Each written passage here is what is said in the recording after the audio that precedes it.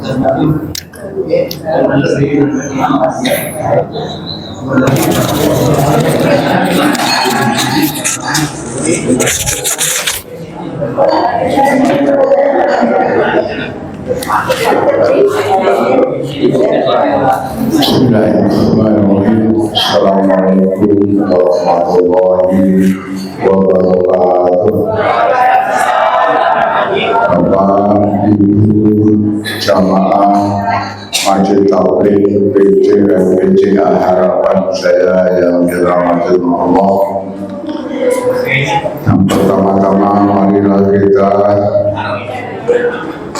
tidak ada kata yang lebih utama daripada kata ucapan syukur kepada hadirat Allah Subhanahu wa Ta'ala yang senantiasa melimpahkan rahmat, taufik, hidayah serta karunia pada kita semua, terutama nikmat sehat wal afiat, nikmat iman dan Islam, nikmat panjang umur, juga nikmat kesempatan, sehingga pada pagi hari ini, pagi hari yang cerah dan sejuk ini, kita sama-sama masih diberi kesempatan untuk melaksanakan salah satu kewajiban bagi umat Islam, yaitu menuntut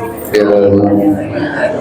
Bapak, Ibu, jamaah Masjid Tabligh PCA PCF Harapan Jaya yang berbahagia, sholawat dan salam kita sampaikan kepada junjungan Nabi besar kita Muhammad Sallallahu Alaihi Wasallam beserta keluarga, sahabat dan para tabi'in, dan pada akhirnya pada kita semua sebagai umatnya yang selalu istiqomah.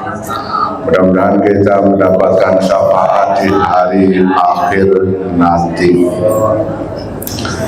Bapak, Ibu, jamaah yang berbahagia, pagi hari ini narasumber kita lainnya, karena kebetulan Bapak Surya Kumar berhalangan, ada keponakannya melangsungkan pernikahan, dan Bapak ini juga tidak asing bagi kita. Masih ingat kan? Bapak Ustadz ini adalah ahli faraid, ahli membagi waris. Nah, untuk pagi ini tema kita adalah ekonomi Islam, dan nanti kita bisa juga berdiskusi masalah waris juga dalam acara tanya jawab. Waktu kita seperti biasa adalah 1 jam. Sekarang ini sudah jam 7.45.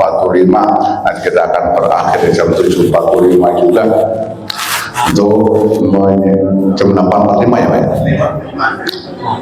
8.45. Mari kita buka sama-sama kajian kita ini dengan bacaan basmalah. Bismillahirrahmanirrahim. Para bapak narasumber dipersilakan.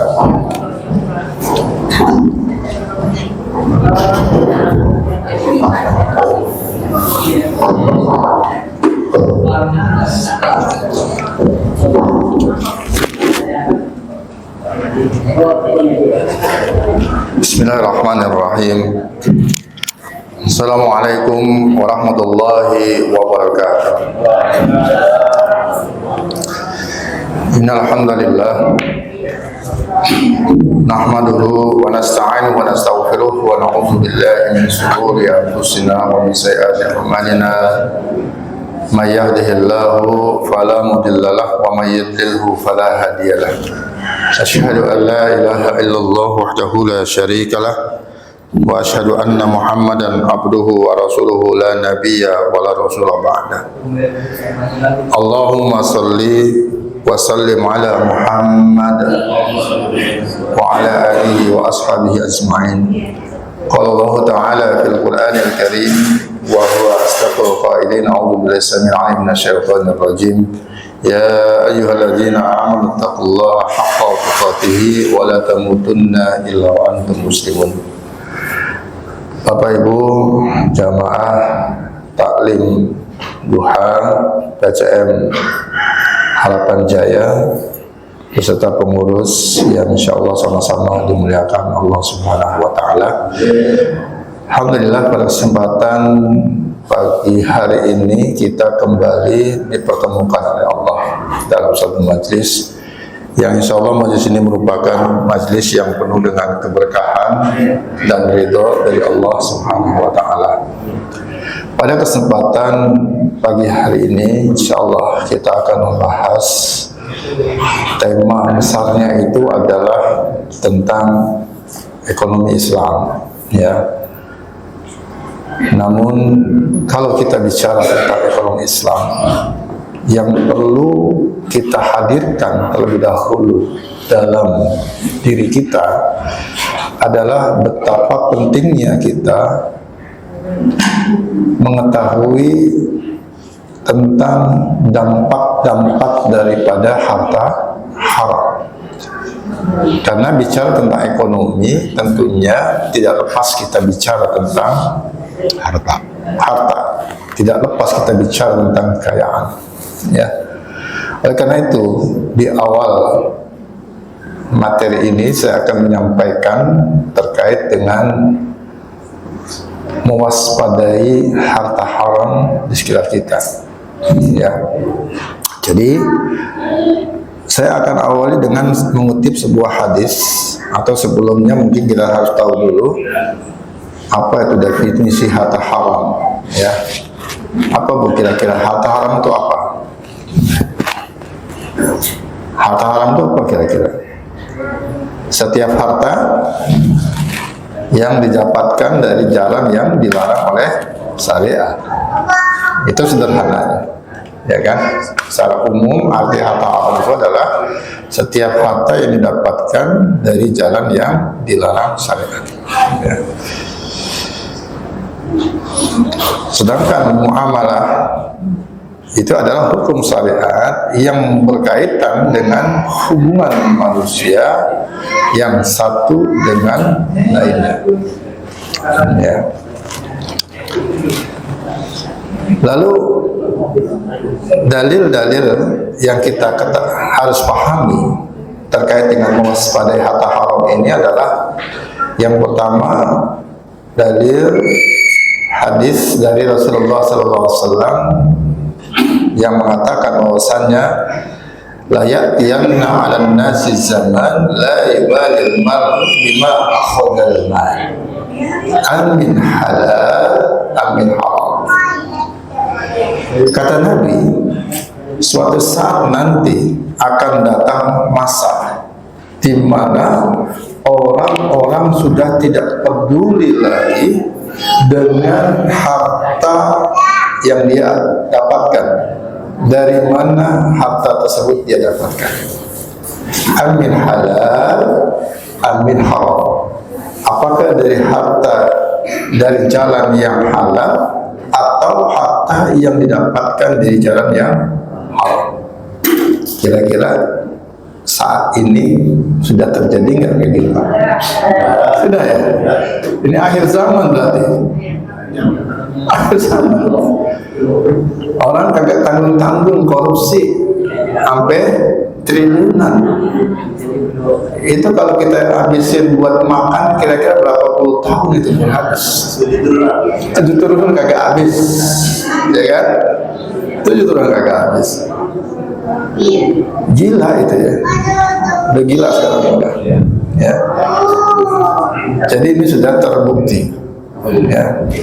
Nah, orang-orang yang tidak peduli ini bisa kita kelompokkan menjadi 2 kelompok.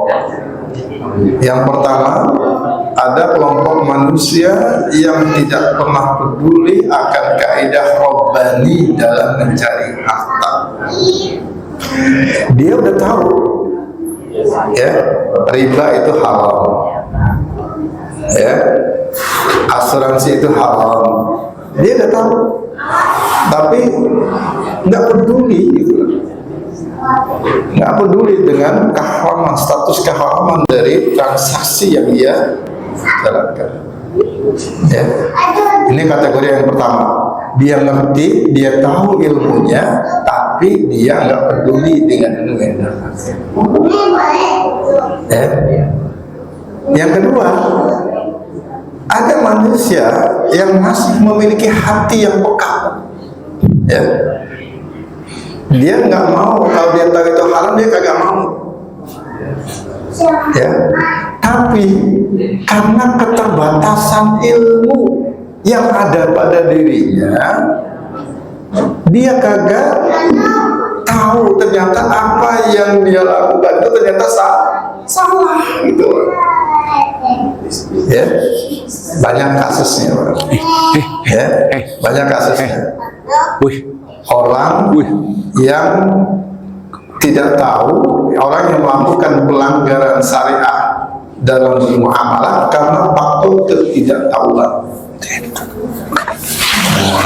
Kira-kira kita masuk kelompok yang mana nih?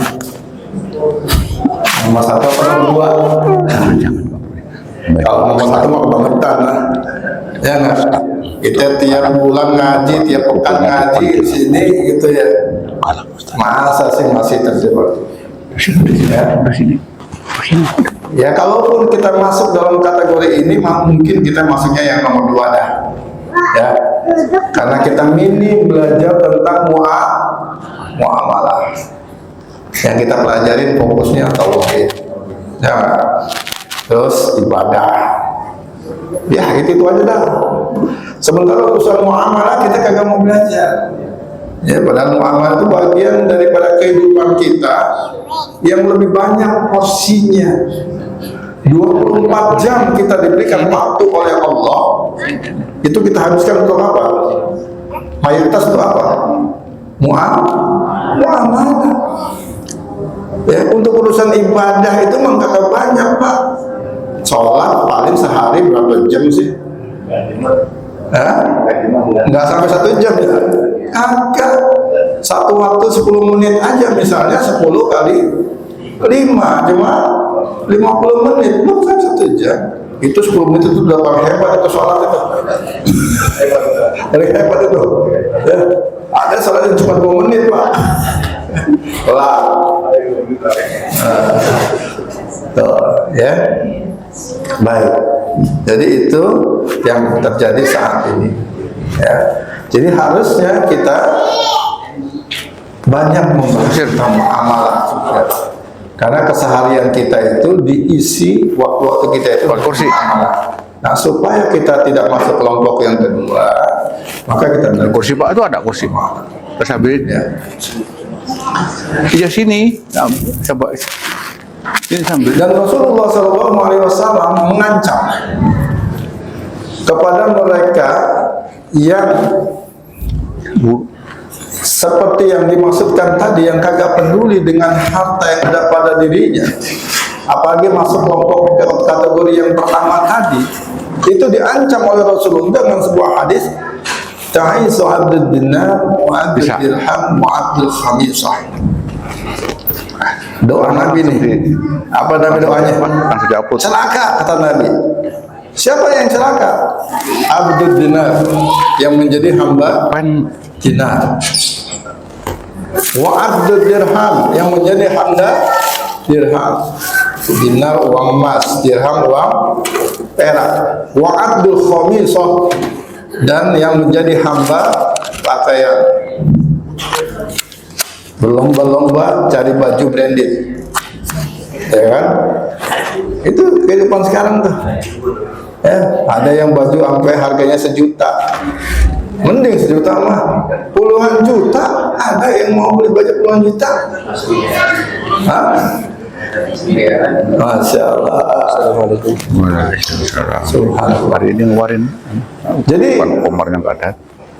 Mereka ini didoakan celaka oleh Nabi. Maaf, ini yang doain siapa? Nabi. Kira-kira doa Nabi itu manjur banget, Pak. Ya, nggak ada. Ya. Manjur banget doa Nabi. Jadi kita didoain tuh yang kayak gini nih. Ya. Hati-hati. Kalau yang doain saya mungkin ibu nggak usah takut, karena doa saya belum tentu manjur. Ini doa Nabi. Celaka kita itu sebenarnya. Kalau kita kagak peduli harta kita itu dari mana asalnya, halal atau haram kita kagak peduli, Pak, ya. celaka kita. Kabel apa namanya? Dan biasanya orang yang seperti ini, Pak, ini ngikutin ini ya. sifatnya siapa? Kalau tahu sini dipisah begitu jadi Ya. apa? Jadi sama seperti korun. Ya, di dalam sebuah ayat ayat ke-78 Al-Qasas, di mana Allah Subhanahu wa taala berfirman, qala innama utituhu ala ilmin indi. Tuh, karakter orang yang tidak peduli dengan harta yang ada pada dirinya itu diantaranya adalah sama seperti korun. Jadi korun itu, ya korun itu, mereka yang menghambakan dirinya kepada harta itu, ya itu dia berkata, innama utitu ala ilmi. Sesungguhnya aku hanya diberi harta itu karena ilmu yang ada pada diri. Sombongnya minta ampun. Ya, dapat harta banyak, dia ngomongnya itu dari karena kepandaian aku dalam mengolah harta, kepandaian aku dalam mencari harta. Ya, bukan karena Allah. Itu kan plastik. Allah. Ya, ini karakter orang yang menjadi hambanya harta, diperbudak oleh harta. Ya, abdul dinar, abdul dirham, wa abdul khamisah. Ya. Kemudian yang berikutnya di dalam Quran surat Al-Ankabut ayat yang ke-17, ya, di mana Allah Subhanahu wa taala berfirman, sesungguhnya apa yang kamu sembah adalah berhala dan kamu membuat dusta. Sesungguhnya yang kamu sembah selain Allah itu tidak mampu memberikan rezeki kepadamu, maka mintalah rezeki itu di sisi Allah dan sembahlah Dia dan bersyukurlah kepadanya. Hanya kepadanya kamu akan dikembalikan. Jadi sadari bahwasanya harta itu datangnya dari Allah. Maka yang layak untuk kita minta, untuk kita datangkan harta kepada diri kita itu dari mana? Ya Allah mintanya. Ya, terserah Allah nanti mau kasihnya melalui jalan apa. Apakah melalui jalan waris? Apakah melalui jalan hibah? Apakah melalui jalan usaha? Itu terserah Allah. Ya, yang penting kita minta saja sama Allah.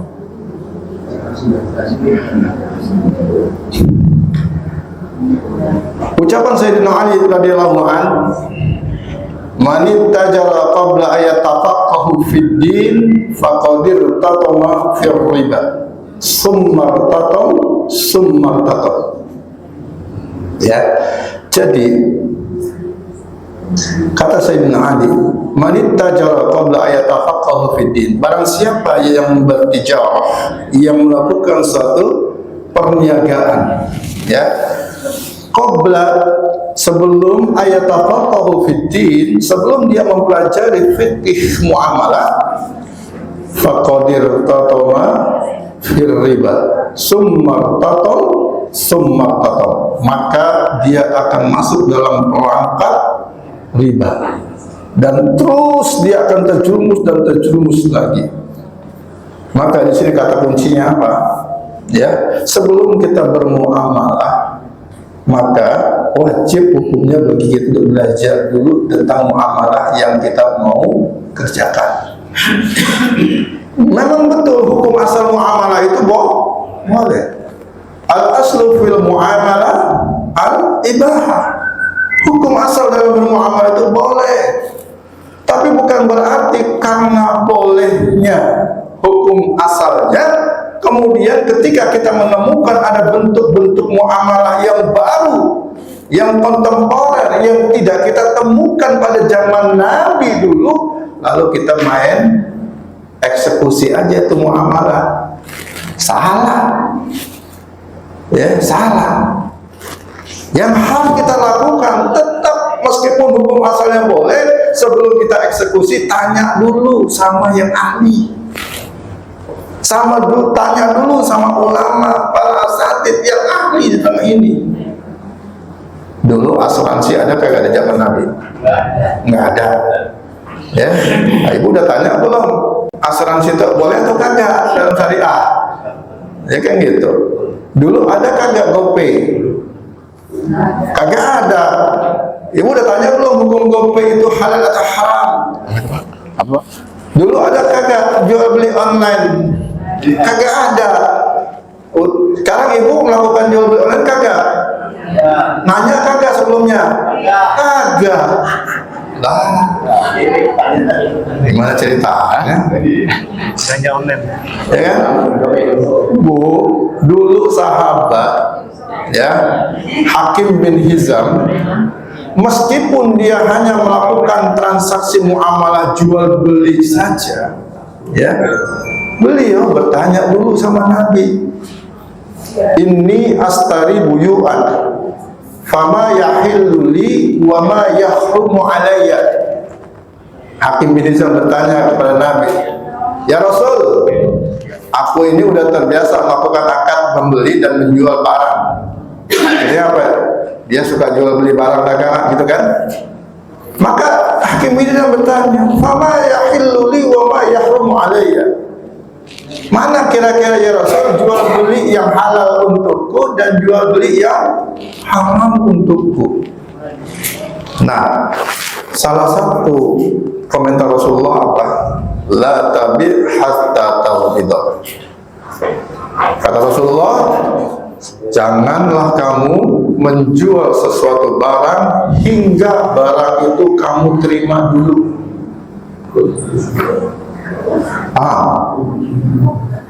Janganlah kamu menjual satu barang sebelum kamu menerima barang itu terlebih dahulu. Zaman sekarang orang jualan kan, barang belum nyampe udah tahu-tahu HP-nya kemana? Udah kita jual ke konsumen. Kita nih udah beli barang nih, ya.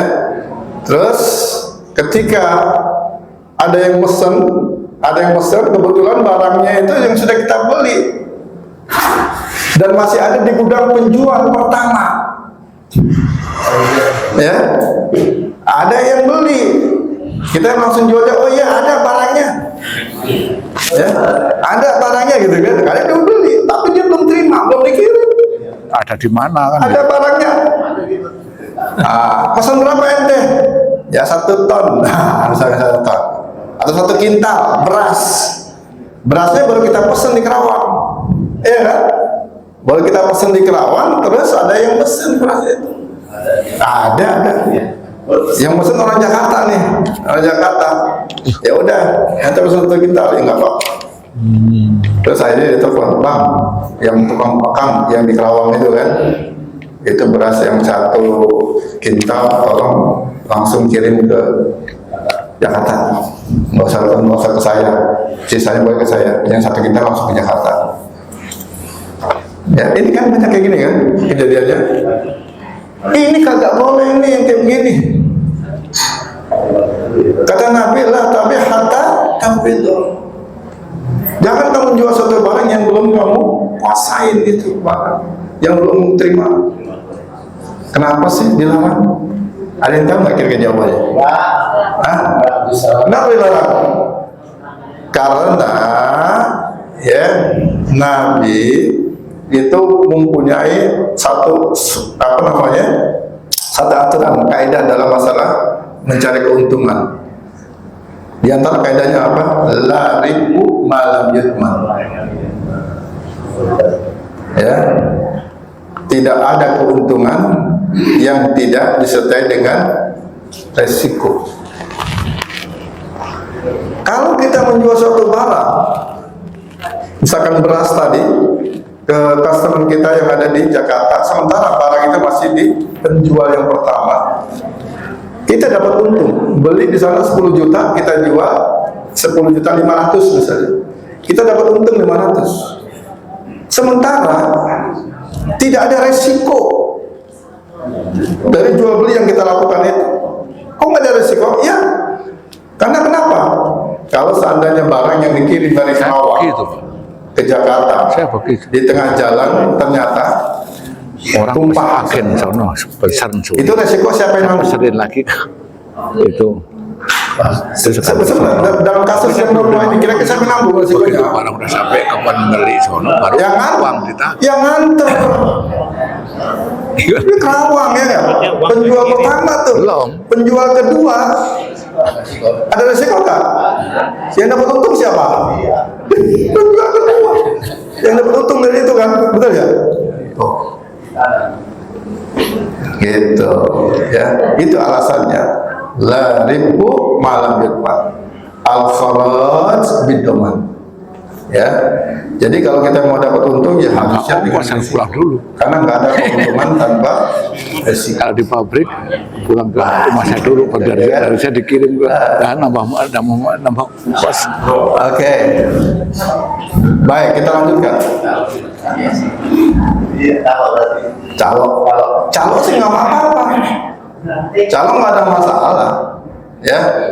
Hukum percaloan boleh kagak? Boleh, tapi harus tahu syarat-syarat yang boleh seperti apa.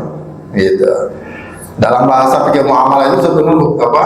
Samsara, akadnya akad samsara. Pelakunya disebut dengan simsar. Percaloan itu.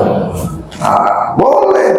Dan calo berhak mendapatkan upah, boleh, tapi nanti ada syarat-syaratnya gitu kan, kita tahu ya. Baik, kita lanjutkan.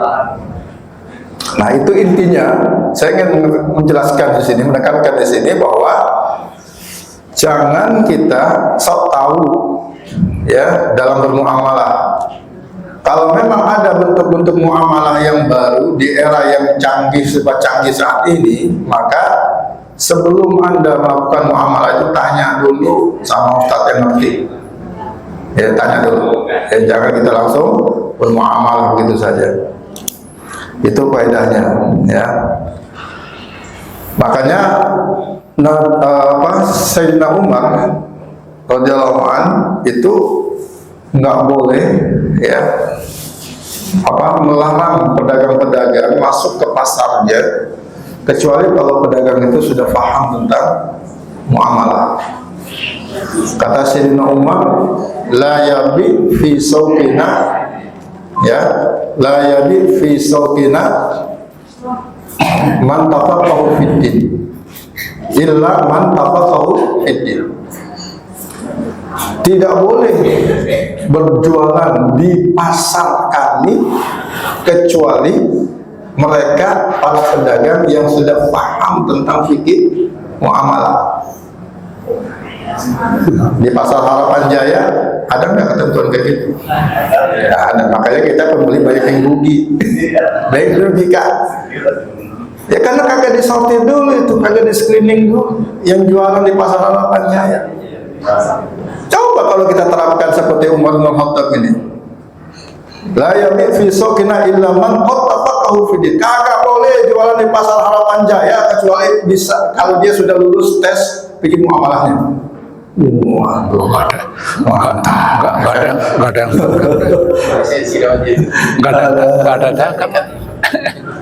Insyaallah. Baik. Kemudian yang berikutnya, ya, saya akan menjelaskan tentang bagaimana dampak-dampak harta haram untuk menguatkan kita supaya kita belajar muamalah, ya, untuk menguatkan kita.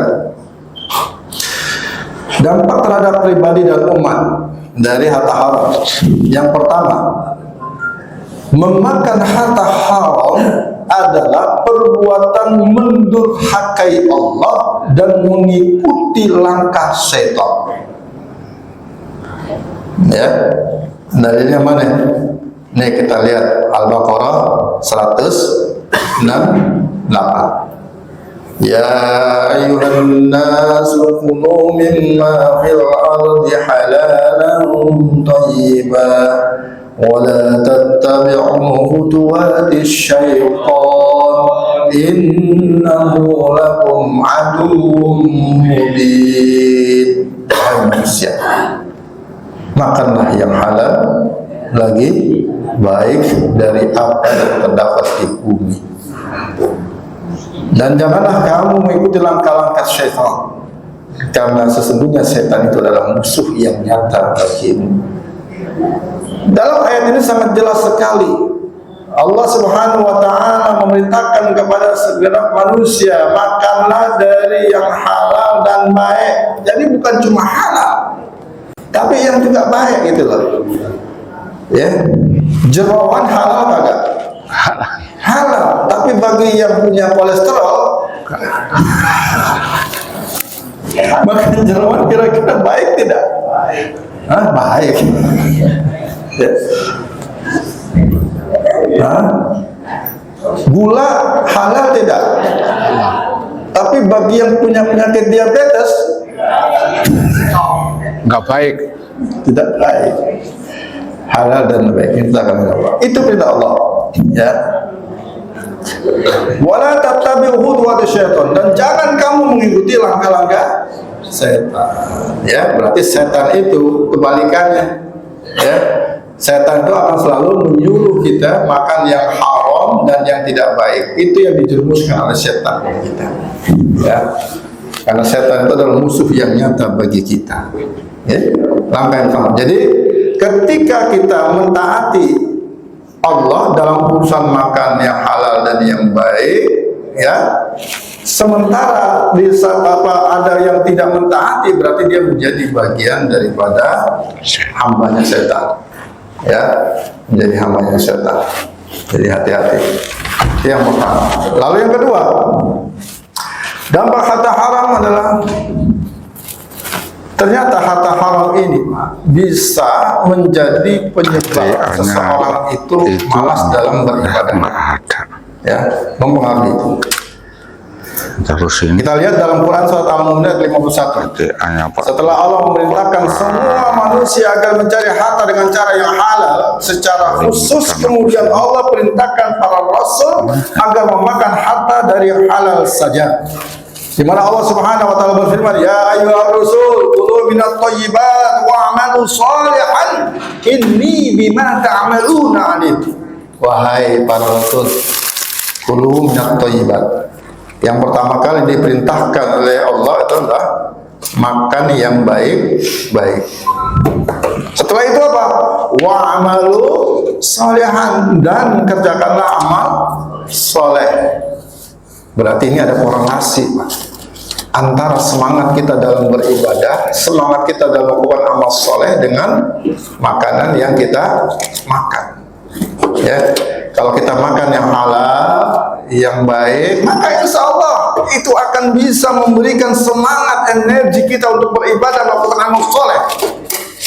Tapi sebaliknya, kalau harta kita yang kita konsumsi adalah harta yang haram dan harta yang buruk, maka itu akan membuat kita kehilangan energi untuk beramal soleh dan beribadah kepada Allah.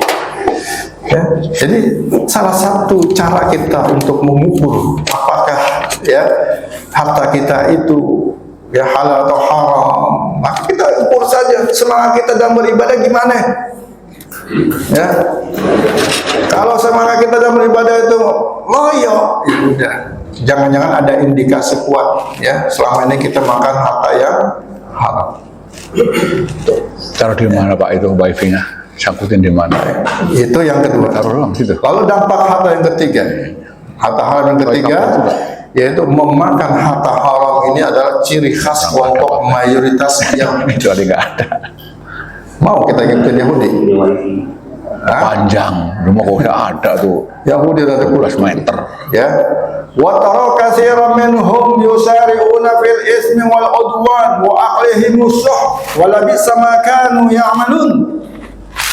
Wa tara katsiran minhum, kamu perhatikan ya, kebanyakan dari orang-orang Yahudi, wa tara katsiran minhum yusari'una fil ismi, mereka itu berlomba-lomba dalam berbuat dosa. Itu karakter Yahudi yang pertama. Wal udwan, dan orang Yahudi itu cenderung mereka itu membuat permusuhan. Ya, makanya nggak heran ya selama ya di dunia Pakai ini santan nggak? masih banyak Yahudi, masih berkuasa Yahudi, maka di mana-mana akan terjadi Wah ilalis gitu. Bundet orang itu. ya, termasuk sekarang ini yang ada di Palestina. Ya, saudara kita. Kenapa?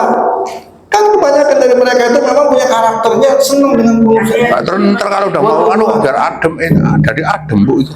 Meskipun ada juga yang Oh, yang mau baik. baru mulai nih sudah. Tapi kebanyakan katsiran minhum, kebanyakan dari mereka. Ya. Kenapa mereka mempunyai kepentingan menciptakan peperangan di antara umat manusia di muka bumi ini? Karena orang-orang Yahudi itu percaya bahwasannya ya untuk bisa mengendalikan dunia ini, maka salah satu cara yang terbaik adalah habiskan separuh jumlah penduduk dunia ini dengan menebar peperangan Jangan dulu genosida di mana-mana. Itu Yang mereka lakukan. Orang Yahudi benar. nggak boleh. Jadi nggak aneh kalau masih banyak peperangan di sini, karena mereka punya kepentingan mau menghabiskan separuh penduduk dunia ini supaya apa? Supaya mereka bisa mengendalikan dunia ini. Maka nggak heran kalau kita baca bukunya Ralph Epperson yang ditulis pada tahun 1989. Judul bukunya itu adalah The New World Order, ya, tatanan dunia baru. Itu ditulis oleh Ralph Epperson, itu adalah seorang penulis berkebangsaan, ya, orang Yahudi berkebangsaan Amerika, ya, tulis tahun 1989 akhir. Di situ ya diceritakan bahwasannya ya orang-orang Yahudi itu punya misi untuk melakukan pengrusakan. Bahasa dia itu membuat tatanan dunia baru, ya kan? Tapi sesungguhnya adalah pengrusakan. Dari sektor apa? Di antaranya ada sektor family, ada sektor workplace, tempat kerja, dan dari sektor religion, agama. Ya. Dari sektor family misalnya, ini kita ambil contoh yang sederhana aja deh. Sektor family, kepentingan Yahudi menciptakan kerusakan di kalangan penduduk dunia itu adalah dari sektor keluarga. Dia buat program yang pertama untuk menghancurkan sektor keluarga itu apa?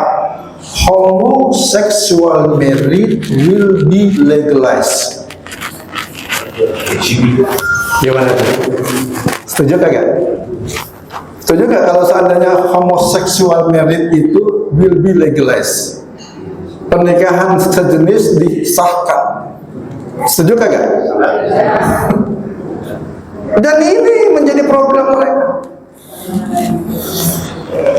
Maka mereka berkepentingan mengkampanyekan program ini seluruh dunia, hadir ke setiap negara-negara di dunia. Deketin itu, ya, pemerintahnya. Tolong sahkan undang-undang tentang homosexual marriage ini. Kenapa kok mereka ngotot supaya homosexual marriage ini disahkan undang-undangnya? Karena kalau si Anto nikah sama si Doni, punya anak kagak? Punya. Rina nikah sama Rini, punya anak kagak? Kagak. Ya enggak? Kagak bakalan punya. Dan itu target mereka. Ya. Kalau nikah Doni sama Rina masih ada kemungkinan punya anak, tapi kalau Doni sama Dono nikah kagak punya anak, itu kagak punya anak. Tuh, kepentingan mereka tuh, ya. Jadi hati-hati dengan program ini. LGBT disebar kemana-mana pengaruhnya, termasuk yang belum lama ini konser yang dilakukan oleh musik Coldplay, ya. Dihadiri oleh 77.000 penonton di GBK, full itu, tiketnya pun gila-gilaan, sampai ada juga orang yang masuk dalam penipuan penjualan tiket online sampai miliaran. Ya, kagak sadar kita semua ya. Itu satu ya. Jadi homosexual marriage will be legalized, program mereka. Yang kedua, parents will not allow to raise their children, the state will. Jadi mereka mencanangkan program orang tua itu tidak diizinkan untuk membesarkan anak-anak mereka sendiri. Will not allow to raise their children, and the state will, negara yang akan melakukannya. Jadi mereka punya program, punya target gimana hubungan antara orang tua dengan anak itu dipisahkan sejauh-jauhnya. Ya, jadi kalau anak sama orang tua dipisahkan, ya otomatis kira-kira gimana Pak? Ya, proses pendidikannya gimana kira-kira? Nggak bisa. Ya. Anak Islam dididik Kristen dah. Nah, itu dia. Ya. Iya. Dan program ini didukung lagi dengan program yang ketiga. Apa program ketiga yang mereka lakukan di situ? Women will be employed by the state and not allowed to be homemakers. Ya, perempuan-perempuan itu dipekerjakan, disarankan, dianjurkan, ditekankan untuk menjadi pekerja, dan will not allow to be homemakers. Ya, dia tidak diperkenankan untuk mengurus urusan rumah tangga. Sekarang kira-kira ini sudah terjadi belum di Indonesia ya? Sudah. Lagi. Banyakkan mana antara jumlah karyawan perempuan dan laki-laki? Yang lebih menarik perusahaan itu nyari karyawan laki-laki atau perempuan? Pak, saya tuh miris Pak, kalau lewat di depan sini nih, depan pabrik mie sedap pas itu jam 11 malam misalnya itu, giliran masuk shift berapa? Shift 3, shift 2 keluar itu kan, shift 3 itu yang keluar sama yang masuk banyakkan perempuan. Jam 11 malam Perempuan semua masih. ya, betul Pak? Ada yang segala sesuatu kan? Ya, Banyak. di rumah lupa bahwa Ini bukti yang nyata bahwasannya saat ini banyak sekali perempuan yang sudah ya masuk dalam kita juga nggak yakin kalau dia muda. mereka bangga dengan pekerjaan mereka. Ya, mereka bangga menjadi emansipasi wanita, kesetaraan gender. Jadi perempuan bekerja di mana-mana. Insya Allah. Mari. Itu yang keberapa? Yang ketiga. Yang keempat, program mereka, divorce will become exceedingly easy. Mereka mencanangkan program di mana suatu saat nanti perceraian itu adalah sesuatu yang biasa, mudah untuk dilakukan.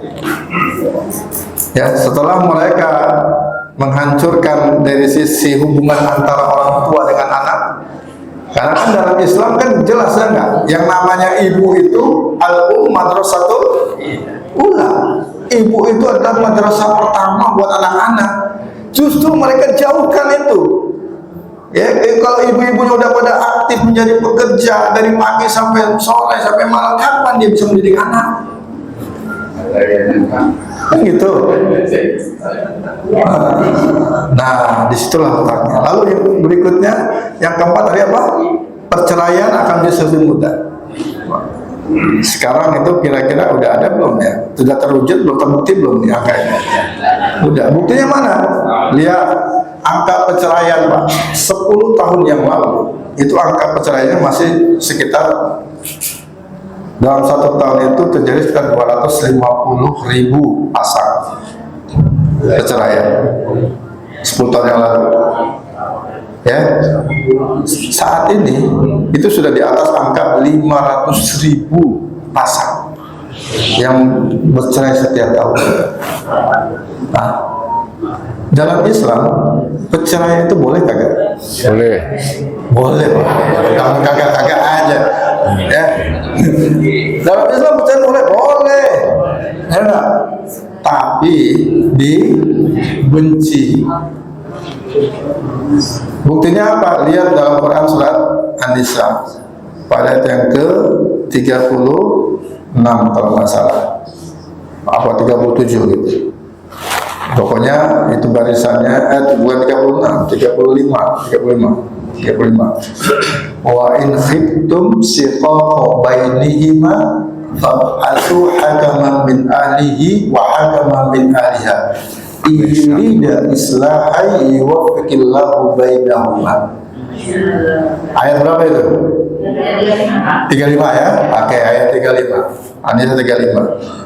Wa in khiftum shiqaqa bainihima, kalau kamu khawatir ya kan adanya perselisihan di antara mereka berdua ya, wa in khiftum shiqaqa bainihima fab'atsu hakaman min ahlihi wa hakaman min ahliha, maka hendaklah kamu hadirkan seorang hakim dari kalangan suaminya dan dari kalangan seorang hakim dari kalangan istrinya.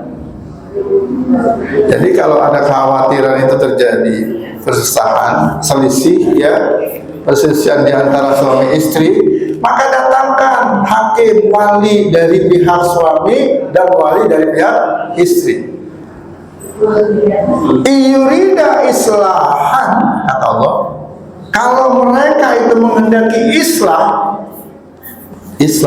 artinya islah dan damai ya, yuwaffiqillah bainahuma, maka Allah akan memberikan taufik kepada mereka berdua. Ini luar biasa. Artinya apa? Damai lebih utama, lebih baik daripada bercerai.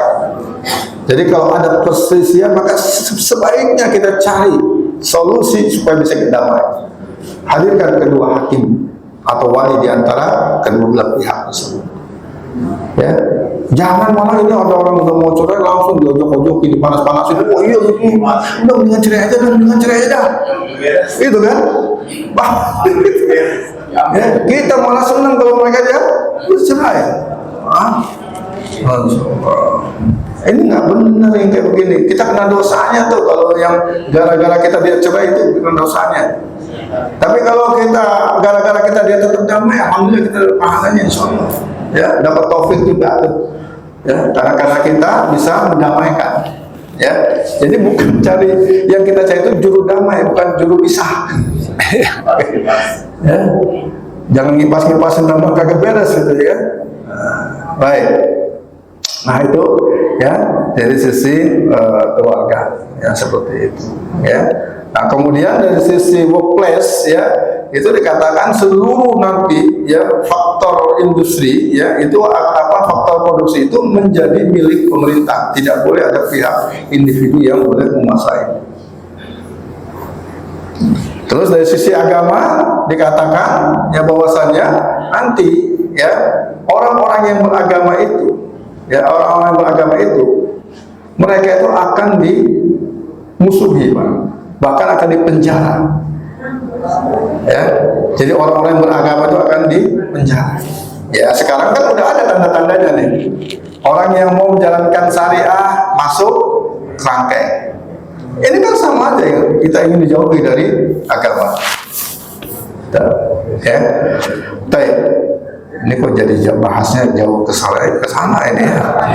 Kita lagi bahas masalah apa ini sebenarnya ini? Kok? Udahlah, lanjutin aja dah. Yang keempat, ya. Dampak kata haram terhadap riba dan umat adalah petaka amal buruk yang menimpa mereka adalah api neraka. Ya, sebagaimana pesan Nabi kepada ya saudaranya ya Ka'ab bin Uzrah, innahu la yarbu lahmun nabatan min suhd illa kana an-nar aula bih. Ya, wahai Ka'ab bin Uzrah, innahu la yarbu lahmun nabatan min suhd, sesungguhnya tidaklah tumbuh setiap daging yang dibeli asupan dari makanan yang haram illa kana an-nar aula bih, kecuali atau melainkan yang lebih berhak itu adalah ya neraka yang akan membakarnya. Ya.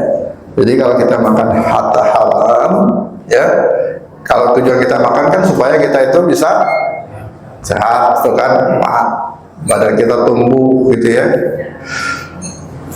Nah, tapi kalau kita makan yang haram, Pak, ini kagak ada pertumbuhan yang kita dapatkan sesungguhnya. Ya, justru yang lebih berhak terhadap harta atau makanan yang kita masukkan ke dalam tubuh kita itu yang haram itu adalah api neraka. Jadi samanya kita masukin bara api ke dalam perut kita untuk membakar diri kita nanti di neraka kelak. Kalau kita masukin harta haram tersebut, nah ini petaka yang memburuk, ya. Yang keempat, yang kelima, membuat doa tidak dikabulkan.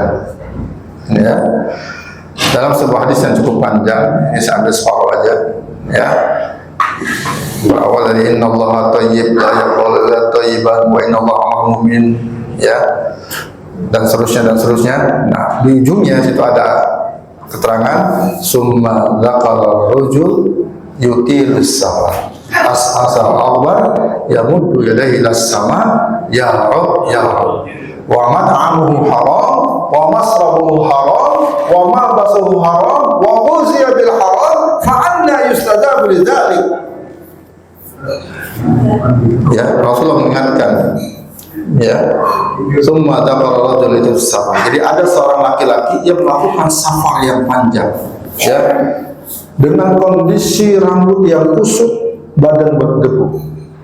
Lalu yamuddu yadahi ilas sama, dan dia mengangkat kedua tangannya ke langit sambil mengucapkan ya Rabb, wahai Tuhanku, wahai Tuhanku, menyebut asma Allah.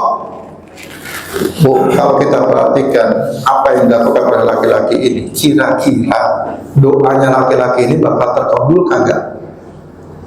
Dia melakukan safar yang panjang, kemudian mengangkat kedua tangannya ke langit, dan dia mengulang asma Allah berulang-ulang, ya Rabb, ya Rabb. Kira-kira kalau yang dia lakukan ini doanya dikabulkan kagak?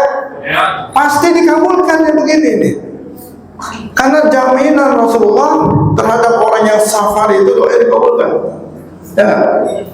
Salatun da'awat mustajabah la syakka fihinna. Ada 3 doa, ya, seorang hamba yang pasti diijabah, la syakka fihinna, enggak ada keraguan di dalamnya. Ya, yang pertama apa? Da'watul mazlum, doa orang yang dizalimi. Yang kedua apa? Da'watul musafir, ya, doa orang yang safar. Tapi safar untuk kebaikan. Ya, maka kalau kita ada tetangga yang mau safar haji, umroh, ya, itu minta doa sama dia, jangan minta oleh-oleh. Kita minta oleh-oleh, ya kan? Minta doa, karena doanya makbul. Da'watul walidi ala waladi. Yang ketiga adalah doa orang tua terhadap anaknya, itu pasti makbul. Jadi dia safar, udah safar, lalu mengangkat tangannya ke langit. Allah malu ketika hambanya itu mengangkat kedua tangannya ke langit meminta kepadanya, ya, sampai dia menurunkan nggak dikabulkan, tuh Allah malu, itu saking diterimanya doanya. Dan dia mengucapkan asma Allah berulang-ulang. Ini menambah kuat doanya, pasti dikabulkan. Tapi sayangnya apa kata Rasulullah? Wa mat'amuhu haram, makanannya haram, wa masrabahu haram, maka minumannya haram, wa malbasuhu haram, ya, dia punya pakaian juga berasal dari halal yang haram, wa ghuziya bil haram, dan dia makan dari yang haram-haram. Wa anna yustajabu lidzalik. Apakah doanya yang seperti ini dikabulkan? Ini sindiran bahwasanya doanya tidak diterima, tidak dikabulkan. Ya, jadi sekali lagi ini introspeksi buat kita. Kalau selama ini kita doa kok agak seolah-olah kagak dikabulkan gitu ya, boleh jadi banyak kata haram yang ada di rumah kita. Ya, yang kata baik. Kalau sudah doa nggak dikabulkan, sholat juga pasti dikabulkan kagak? Sholat kita terima kagak tuh kira-kira? Karena sholat itu rangkaian daripada doa. la yaqbalu salatun mri'in fi jawfi haram. Nggak diterima salat seorang hamba ketika dalam perutnya masih ada harta haram. Pergi haji, umroh, pakai harta haram, bayar ongkosnya, ya, utang lagi, utang riba lagi. Ya, ini gimana statusnya ini? Kata Nabi, ya, orang yang pergi haji dengan harta haram, dia naik di atas kendaraannya dan dia mengatakan labbaik Allahumma labbaik, ya Allah, aku datang untuk memenuhi panggilanmu ya Allah. Spontan malaikat menjawab, la labbaik wala sa'daik. Enggak. Kamu enggak datang untuk memenuhi panggilan Allah. Wala sa'daik, enggak ada kebahagiaan daripada yang kamu lakukan. Nah, keuntungannya. Kenapa? Fa inna malaka haram, wajadaka haram, wa hajuka ghairu mabrur. Karena hartamu banyak harta haramnya. Bekal yang kamu bawa juga bekal yang haram. Wa hajuka ghairu mabrur. Hajimu enggak mabrur. So, ya. Yang terakhir. Harta haram adalah penyebab kehinaan, kemunduran, serta kenistaan umat Islam saat ini. Ya. Dalam sebuah hadis riwayat Abu Daud, ya, dikatakan Rasulullah SAW bersabda, "Idza tabaya'tum bil-'ina wa akhadtum aznabal baqar wa raditum biz-zar'i wa taraktumul jihad sallallahu alaikum zulna la yanzi'uhu hatta tarji'u ila dinikum." Ya, bila kalian melakukan transaksi inah itu adalah salah satu model riba, transaksi riba. Gimana prakteknya? Jual beli inah, prakteknya begini, ya, bapak misalnya butuh uang, ya, bapak butuh uang, kemudian bapak, ya, pura-pura mau beli mobil mau pinjam duit dulu ke tetangganya, ya, karena tetangganya masakan Pak Haji Kumpul mau pinjam duit berapa ke saya? 10 juta. Ada nggak? Boleh. Saya ada duit 10 juta, tapi syaratnya nanti kembaliin 12 juta ya. Wah, kata Pak Haji Kumpul nggak boleh, itu riba itu, ya nggak? Yang 2 jutanya itu riba itu, ya. Ini aja deh, kata Pak Haji Kumpul kan, ini aja deh. Ini kan itu kan kamu punya motor tuh, ya. Saya beli motor kamu kredit 12 juta, ya. Kemudian setelah saya beli motor, saya jual lagi ke kamu cash 10 juta. Dalil akal-akalan itu namanya. Itu dalil akal-akalan. Iya kan? Ini yang dikatakan jual beli ainah ini kayak begini. Akal-akalan. Pak Haji Kumpul, ya, butuh duit 10 juta sebenarnya. Tapi mohon maaf ya, ternyata dia kagak bisa minjemin kalau kagak dikasih bunga 2 juta. Pak Haji Kumpul kan cerdas, ya kan? Itu mah riba ya kan gitu, ya kan? 10 juta dan 12 juta kan 2 jutanya riba itu. Nggak boleh, gini aja dah gitu kan. Ente kan punya motor tuh.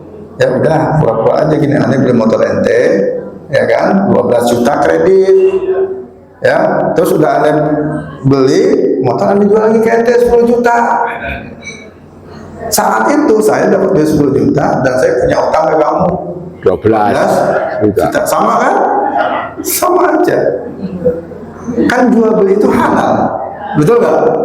Wa halallahu bai'a wa harrama riba. Wah, pakai dalil lagi Pak Jokowi. Pakai dalil. Ya, jual beli itu halal. Makanya kita jual beli dulu dah tuh kreditnya. Jadi kalau beli kredit 12 juta itu halal. Gitu. Nah, ini yang dikatakan jual beli ainah. Ya. Idza tabaya'tum bil ainah.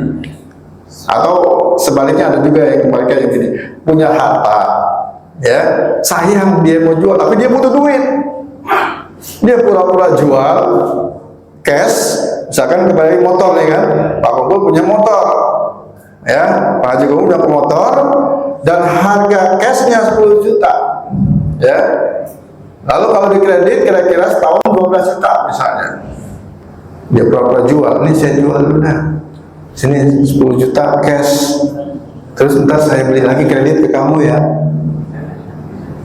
ya kan? Akhirnya motornya balik kan? Motor balik, tapi pada saat itu dia punya hutang sama 12. berapa hutangnya? 12 juta. Motor balik, duit dapat 10 juta. Bayar 12. Bisa kan? Nah, ini juga sama. Sama-sama jual beli ini. Ya. Wa akhadtum aznabal baqar, dan kemudian mengagung-agungkan tanaman, ya maaf, tunduk dengan harta kekayaan. Wa akhadtum aznabal baqar, mengikuti ekor-ekor sapi. Wa raditum bizar'i, dan kemudian dia mengagung-agungkan tanam-tanaman. Wa taraktumul jihad, dan dia meninggalkan perkara jihad. Sallallahu alaikum zullah la yanzi'uhu hatta tarji'u ila dinikum, maka niscaya dia itu akan dihinakan oleh Allah, ya ditimpakan kehinaan oleh Allah, bahkan la yanzi'uhu, tidak diangkat kehinaannya itu hatta tarji'u ila dinikum, hingga dia kembali kepada syariat Allah, ya terus dalam kehinaan kalau dia melakukan 3 perkara. Ya, yang pertama jual beli riba atau ainah, ya. Yang kedua menjadi budaknya harta. Dalam hal ini disimbolkan ngikutin ekor-ekor sapi dan dia mengagung-agungkan tanaman, gitu kan? Kemudian apa lagi? Wa taraktumul jihad, meninggalkan perkara jihad, maka dia akan dihinakan oleh Allah Subhanahu wa taala. Ya. Nah, jadi itu. Masih ada satu lagi, maaf, yang ketujuh, harta haram itu merajalela, ini menjadi penyebab akan turunnya azab, ya. Ini terhadap pengaruhnya terhadap masyarakat luas. Kalau tadi yang 6 itu pengaruhnya terhadap individu yang melakukannya. Terhadap masyarakat luas, hadisnya mana? Iza zahara zina war riba fil qaryah faqad ahallu bi anfusihim azab Allah. Apabila perzinahan dan riba merajalela suatu negeri, sungguh mereka telah mengundang azab agar menimpa mereka. Ya Allah, sekarang banyak banget musibah, ya banyak banget musibah. Kita ini kagak sadar, ya boleh jadi karena ulah kita juga yang sangat dekat dengan transaksi riba, ya boleh jadi karena ulah kita yang membiarkan anak-anak kita itu terjebak pada pergaulan bebas, perzinahan dan sebagainya, ya. Jadi mari kita sama-sama istighfar, ya mudah-mudahan kita tidak masuk dalam kategori menjadi penyebab ya datangnya musibah yang bertubi-tubi menimpa bangsa dan negara kita saat ini, ya. Nah, demikian mungkin 7 dampak harta haram yang sama-sama kita harus pahami, ya harus kita renungkan. Kalau kita sudah merenungkan ini, kira-kira pertanyaannya, penting agar kita ya mendeteksi harta yang ada di rumah kita itu apakah ada sesuatu yang halal atau sesuatu yang haram. Penting tidak? Penting. Penting. Mau deteksi sekarang? Mau deteksi sekarang tidak? Ya. Sekarang kelamaan, oke, udah aja 10, 15, ya kan? Yang jelas begini, kata kuncinya, saya kasih clue-nya saja. Sebagaimana yang dikatakan oleh Ibnu Utsaimin rahimahullah, kalau kita mau mendeteksi apakah harta yang kita dapatkan di rumah itu berasal dari sesuatu yang halal atau yang haram, rumusnya, madama laisa fihi zulmun wala ghararun wala riba fal aslu sihha. Selama akad yang kita lakukan, transaksi yang kita lakukan usaha mencari harta yang kita lakukan laisa fihi dzulmun, di dalamnya tidak terdapat unsur kezaliman, wala gharar, tidak ada unsur gharar, wala riba, tidak ada unsur riba, fal aslu sihah, maka hukum asalnya sah dan halal. Jelas? 3 ya, alat ukurnya. Ya, nah, silakan kalau kita mau ukur apakah muamalah kita itu ada unsur-unsur zalimnya, ada unsur ghararnya, ada unsur ribanya, maka itu hasilnya adalah halal. Ya, mau dikasih contoh satu? Mau? Oh, Oke, yang mana? Gharar atau yang riba? riba. Yang riba. Yang riba mau panjang ini jelasannya. Ya kan? Yang riba. Oke, satu kaidah dalam masalah pendeteksian harta riba kita, cara mendeteksinya. Dalam kaidah riba ada satu kaidah yang sangat masyhur, ya, yang sering kali kita dengar, ya. Kullu qardin darra manfaatan fahuwa riba. Setiap pinjaman yang mendatangkan manfaat bagi yang memberikan pinjaman, maka manfaat itu dikategorikan riba. Ya, siapa yang meminjamkan, ya kan, kemudian dia mendapatkan keuntungan dari yang dia pinjamkan, maka manfaat itu adalah riba. Oke, dengan syarat 4. 1, manfaatnya dapat dipisahkan. Tapi kalau manfaatnya nggak dapat dipisahkan, halal. Contoh, kalau kita meminjamkan uang 10 juta, lalu kita minta kembalian 12 juta, itu kan 2 jutanya bisa dipisahkan, betul ya? Manfaat bukan buat kita yang minjamkan, manfaat itu riba. Ya, bisa dipisahkan. Tapi kalau ada manfaat karena kita meminjamkan, kita mendapatkan manfaat, itu enggak termasuk riba. Contoh, kita minjemin duit, dasarnya itu ya ketika kita minjemin duit kita itu aman atau tidak? Ya, anggap kita meminjamkan kepada orang yang tidak punya kasus lah, artinya yang soleh.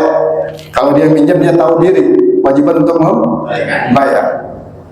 Berdasar dia kira-kira meminjamkan aman tidak? Aman. Kalau dia taruh di rumahnya, mungkin belum tentu aman untuk duit. Tapi karena dipinjemin, maka aman. Kenapa? Karena orang yang minjem wajib untuk mengembalikan. Ya, sebagaimana yang terjadi pada saat sahabat Zubair bin Awam itu, ketika ada orang yang di sekitarnya tinggal itu kalau mau pergi-pergian musafir, kebiasaan yang ada orang-orang itu pada nitip duit ke Zubair. Zubair, aneh mau pergi ke ini nih, ya, aneh nitip duit, kalau tak di rumah kagak aman, ya kan? Dititip ke Zubair, tapi apa kata Zubair bin Awam? Ya, lah, walakillahu salam, aku nggak mau terima titipan.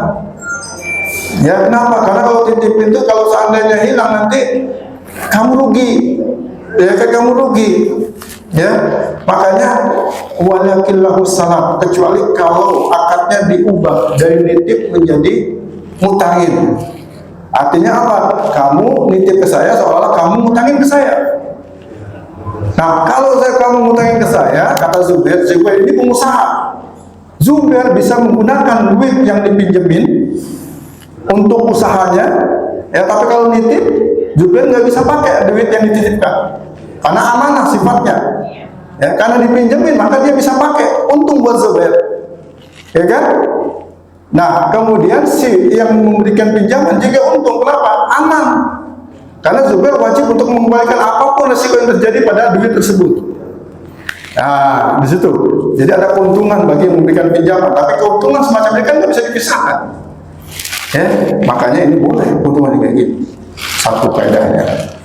Ya, keuntungan yang terpisah yang halal, yang nggak terpisah halal. Yang kedua, yang menerima keuntungan itu hanya satu pihak. Tapi kalau dua pihak boleh, seperti arisan. Arisan itu kan dua pihak saling untung, ya, antara satu peserta dengan peserta yang saling untung, sama-sama mendapatkan keuntungan, ya kan? Yang satu dapat ketika diundi, dia keluar namanya, dia mendapatkan pinjaman dari teman-teman yang lain. Kemudian teman yang lain nanti ketika diundi lagi pasti akan dapat pinjaman lagi, dan seterusnya. Pasti kan semua yang ikut dalam arisan itu pasti dia akan mendapatkan pinjaman, ya. Maka ini boleh pinjaman seperti ini, ya. Nah, kemudian keuntungan semacam ini boleh, dua-duanya mendapatkan keuntungan. Oke, tapi hati-hati juga, jangan langsung senang aja nih arisan ini kan. Nah, karena ada syarat dan ketentuan berlaku. Arisan itu halal itu gimana, ada syarat dan ketentuan berlaku. Nanti dalam pembahasan yang lain. Kemudian yang ketiga kaidahnya adalah, ya, keuntungan itu disyaratkan di saat di awal akad. Seperti tadi, saya pinjamkan uang 10 juta, tapi syaratnya kamu harus bayar 12 juta, ya. Kalau disyaratkan maka itu haram. Tapi kalau mau disyaratkan tidak haram, ya. Sebagaimana Rasulullah SAW yang contohkan dalam hadis Jabir radhiyallahu anhu itu mengatakan, ya, bahwasanya dia memberikan pinjaman pada Rasul fil masajid, di masjid, memberikan utangan kepada Nabi di masjid, ya. Faqadani, kemudian Nabi membayar utang tersebut, wazadani, dan Nabi menambahkan pembayarannya, ya, dilebihin sama Nabi, ya. Ini boleh, kenapa? Karena tidak disyaratkan di depan, ya. Kalau disyaratkan di depan itu haram, nggak boleh, riba. Ya, 3. Yang keempat, ya, dan keuntungan tersebut, ya, yang diharamkan, keuntungan yang diharamkan atau yang menjadi riba itu adalah ketika keuntungan itu diterima, ya, sebelum utang piutangnya lunas. Paham? Bayar bunga aja. Kalau biasanya begini, seseorang yang mendapatkan pinjaman itu paling senang ngasih hadiah kepada yang pinjam, supaya kalau nagih itu nggak cepet-cepet, gitu kan? Tujuan, ya, dikasih hadiah. Ya, waktu habis dikasih utangan nih, tetangga kita nih, ya, masak sayur asam dikirimin sayur asam 1 mangkok, masak sayur iga sop iga dikirimin sop iga satu mangkok, masak rendang daging dikirimin 10 potong. Itu setelah dikasih pinjaman. Sebelum dikasih pinjaman boro-boro, ya, jangankan masak daging sop iga sapi, ya kan, masak sayur bayam bening aja kagak dikasih kita. Tuh. Tapi setelah dikasih pinjaman, apa aja dikasih sama kita? Maka hadiah yang diterima sebelum utangnya lunas ini adalah Haram. riba.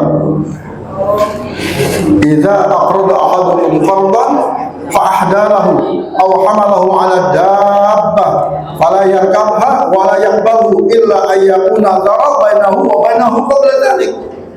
Kalau ada di antara kalian yang memberikan pinjaman, ya, lalu orang yang menerima pinjaman itu memberikan hadiah kepadamu atau tumpangan untuk naik di atas kendaraanmu, apa kata Nabi?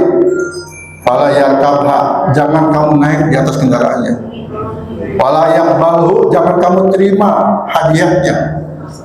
Illa ayyakuna dhara bainahu wa bainahu qabla dzalik. Kecuali kalau seandainya hadiah dan tumpangan itu, ya, sudah biasa dilakukan sebelum dia dapat pinjaman. Nah, itu boleh.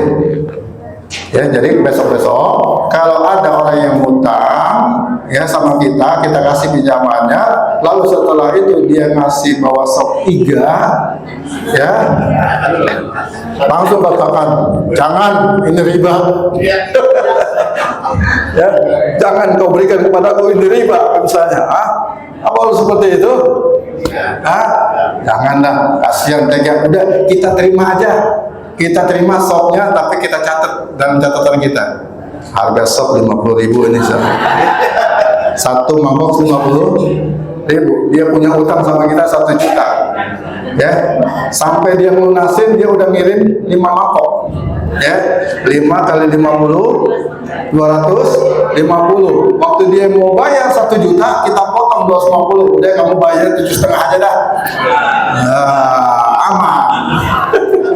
Ya, baik, saya pikir itu, ya, yang bisa saya sampaikan. Mudah-mudahan waktunya ada kelamaan ini, ya, 9, yang mudah-mudahan apa yang kita bahas hari ini bisa kita pahami ya. Dan saya pikir cukup ya, nggak ada pertanyaan ya. Nah, Cukup. nggak ada pertanyaan apa ya? Hah? Baik, kita cukupkan dengan membaca hamdalah alhamdulillahirabbil alamin subhanakallahumma wa bihamdika asyhadu an la ilaha illa anta astaghfiruka wa atubu ilaik. Assalamualaikum warahmatullahi wabarakatuh. Waalaikumsalam warahmatullahi wabarakatuh. Ya Allah, salam Asia. Terima besar dalam ekonomi Islam. Pembahasan yang baru pertama cenderung gampang daripada harta haram. Bapak Ibu jamaah Masjid Tabligh BCA PTN Harapan Daya Ramadan Lombok, saya mau numpang itu bagi bapak-bapak yang kebetulan menjadi pengurus di KL masjid mana aja. Saya menyediakan hewan kurban berupa sapi Bali, sapi mana-mana itu ada. Nah, siapa yang membeli itu nanti di masjidnya atau di musholanya akan mendapatkan infak 500.000. Itu sebetulnya fee daripada saya. Ya, saya menjualkan punya orang dapat fee 1 ekor sapi 500.000 akan saya serahkan kepada musola atau masjid yang membeli, tapi bukan ke panitia, ke musola, ke kas musola atau kas masjid, bukan ke panitia. Ya, dan jangan disalahartikan nanti jadi buat ke panitia berarti KKN. Nah, kita mau memberikan fee jatah saya ini saya infakkan ke masjid atau musola yang membeli sapi itu per sapi 500.000 rupiah. Harga bersaing, kita lihat di kandang, tawar menawar di kandang. Silakan nanti waktu pembayaran telah lunas, telah selesai pengumpulan, nanti yang 500 itu diterima saya, akan saya serahkan ke masjid atau musola yang membelinya. Ya, itu saya tadi mohon maaf dulu ya, pasang iklan gitu. Jadi ada yang benar dia, terutama anggota pengurus di KM ini yang lebih kalau panitia kurang ini. Oke, kita tutup kajian kita ini dengan alhamdulillah kurang lebihnya mohon maaf. Assalamualaikum warahmatullahi wabarakatuh.